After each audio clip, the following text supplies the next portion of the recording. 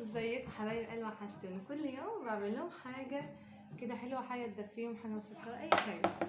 النهارده بقى اتنصحت قلت ايه، البطاطا كانت كبيره بس مسكره قوي، فدي ايه حطيتها على البوتاجاز ينفع فلسعت كده، فقلت ايه بقى في نصها احط بقى التانيه فوق على الشوايه.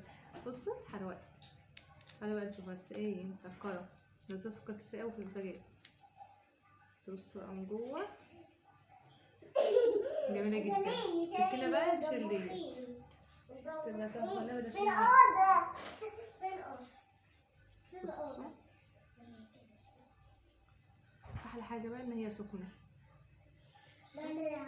قطعها لهم كده في الطبق وبشوكه بقى ياكلوها مية مية. انا مش هاكلها وانا هاكلها ما عندي رضي باي حاجه ومية مية.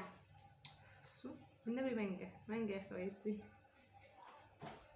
واعملها اشتراك فتديك تقوم، ما تنسيش بصوا تقول بقى المانجا اللي نخففها حلوة. شويه. انا قلت عشان ما تاخدش ايه وقت بس يا توتو.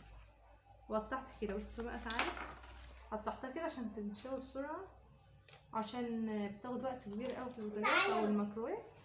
فقلت بقى ايه كده ياكلوها كده حاجه دافيه تدفيهم قبل ما يناموا. كل يوم بعمل حاجه حلوه بأقل تمن. اللي عايزه توفر، اللي عايزه تدبر تقول لي وانا هرجع. باي.